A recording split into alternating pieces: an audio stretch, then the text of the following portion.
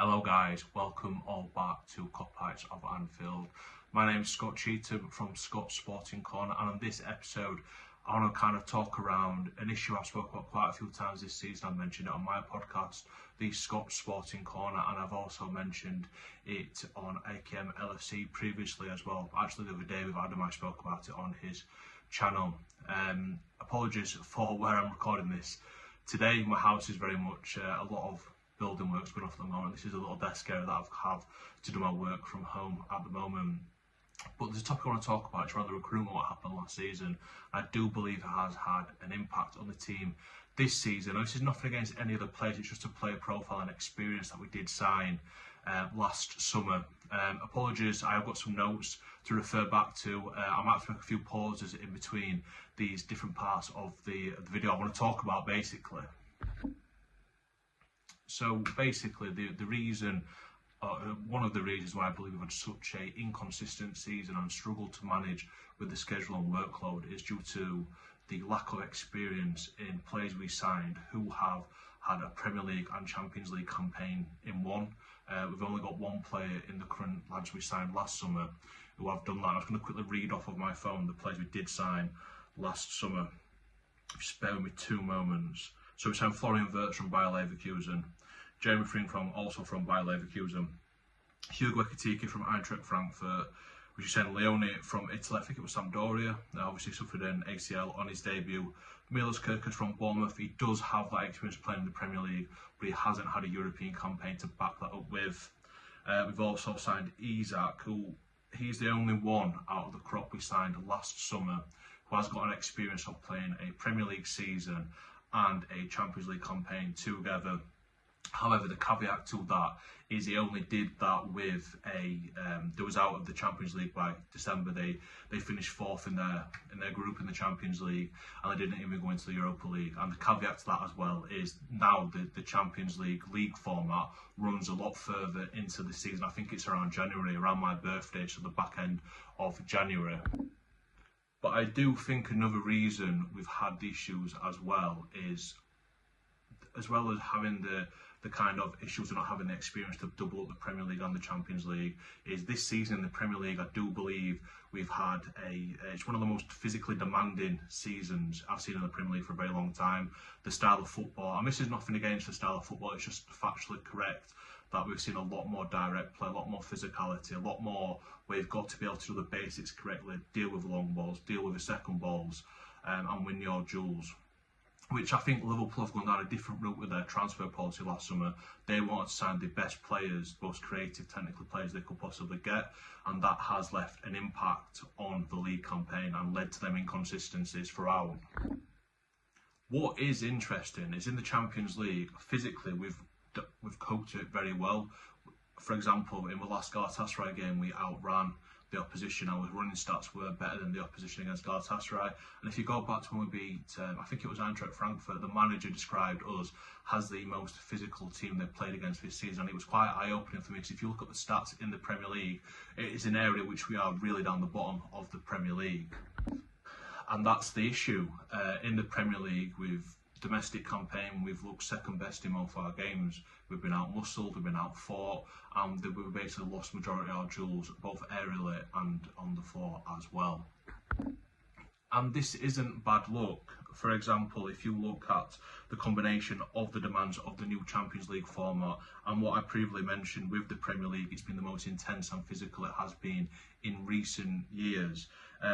This has got to be down to the recruitment and the kind of policy we went for last summer, which we're now in a position where the players have to adapt as quickly as possible to the Premier League and Champions League format. But the real question is, how do we actually get the players to do that?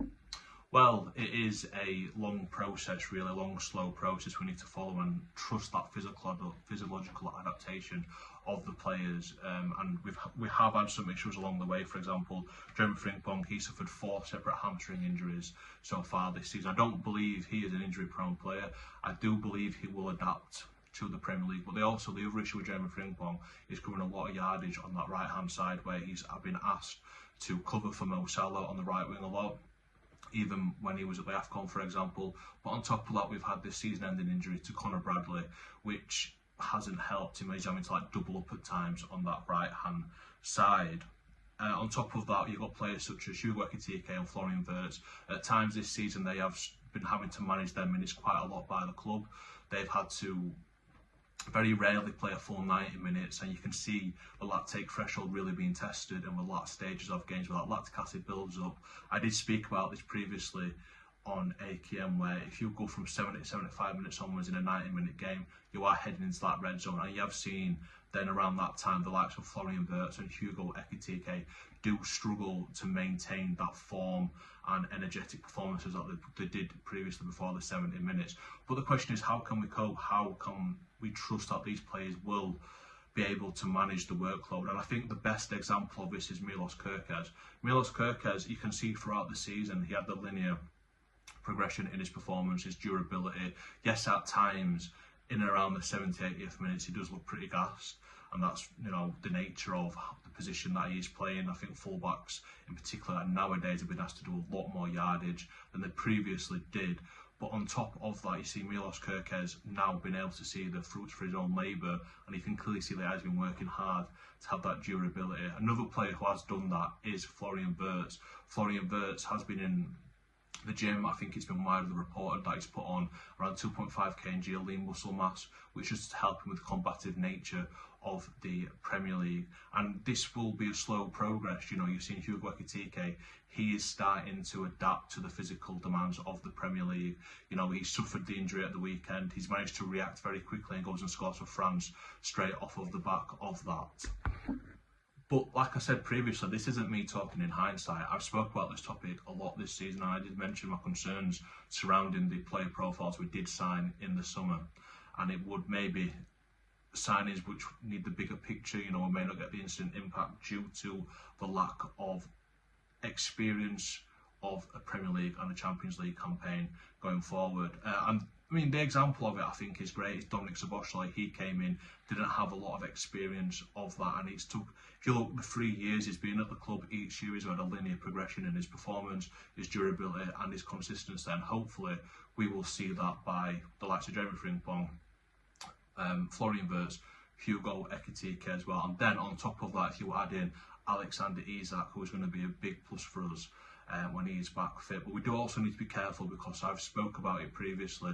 I'm going to work on this episode for next week actually. I do believe that Isak, the time out that he has had, it could accumulate very close to an ACL from the end of last season due to his inactivity. So that's something I'll be working on next week for the channel. I just want to finish this video off by saying, obviously there are a lot of other issues at the club at the moment due to the style of play. A lot of people obviously talk about the coach, the coaching system, but I do believe this is one of the factors what has contributed to a lot of struggles this season, in my personal opinion. But thank you all for listening to, or watching should I say, I'm sorry saying I'm podcast listening. Thank you all for watching this episode of my deep dive into the injury issues at Liverpool Football Club. I'll continue to these episodes. Any questions that you do have, please pop in the comments, and make sure if you haven't already subscribed to Cop Arts of Anfield. Gareth's doing amazing work with this YouTube channel, and drop us a like and a comment for any future things you want to talk about, or if you've got an opinion yourself on the topic I've spoke about today. But in the meantime, have a great weekend, and I will catch you all next week.